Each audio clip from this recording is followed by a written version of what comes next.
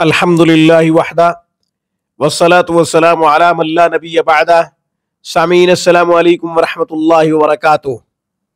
سامعین، آپ کا دشمن آپ سے زیادہ طاقتور ہے، آپ کو مغلوب کرنے کی کوشش میں رہتا ہے، آپ کو رسوا کرنے کی کوشش کرتا ہے، ذلیل کرنے کی کوشش کرتا ہے، طرح طرح سے نقصان پہنچاتا ہے، تکالیف سے دوچار کرتا ہے۔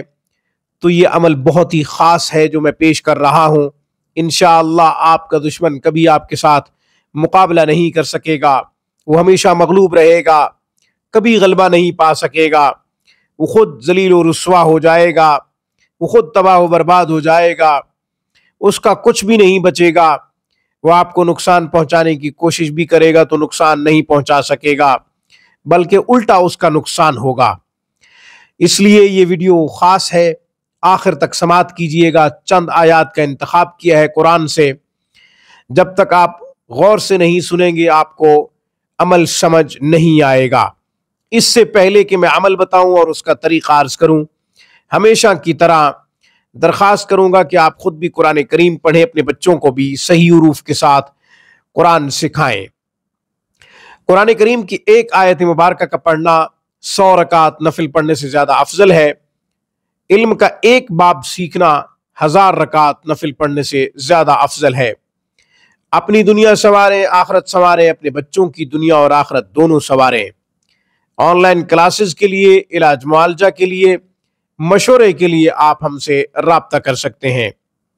اب میں دشمن کو شکست دینے کا عمل بتا رہا ہوں اور اس کا طریقہ عرض کرتا ہوں۔ چند پاروں سے، چند صورتوں سے آیات کا انتخاب کیا ہے، غور سے سنیے۔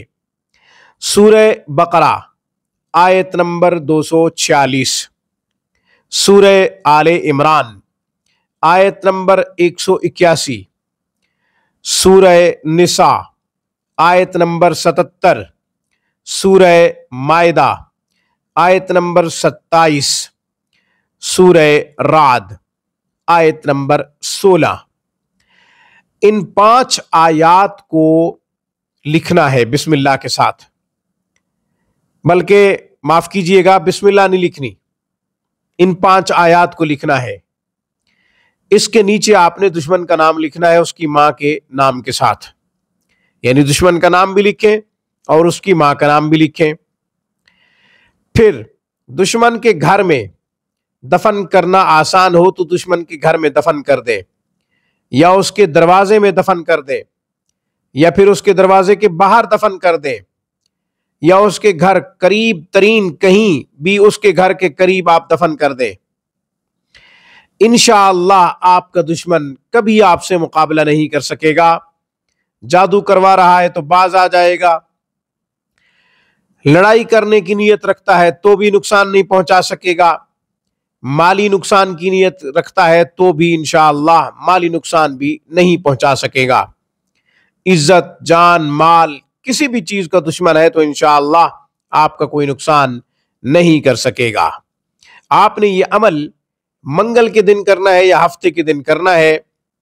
آپ نے یہ عمل دوپہر 12 بجے کرنا ہے، کالی سیاہی کے ساتھ لکھنا ہے، بغیر بسم اللہ کے لکھنا ہے ان 5 آیات کو۔ سورہ بقرہ کی آیت نمبر 240، سورہ آل عمران کی آیت نمبر 181، سورہ نساء کی آیت نمبر 77، سورہ مائدہ کی آیت نمبر 27، سورہ رعد کی آیت نمبر 16۔ ان 5 آیات کو پورا لکھنا ہے۔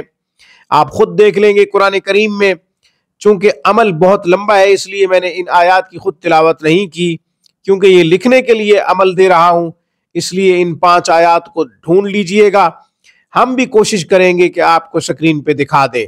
آج کی گفتگو میں بس اتنا ہی۔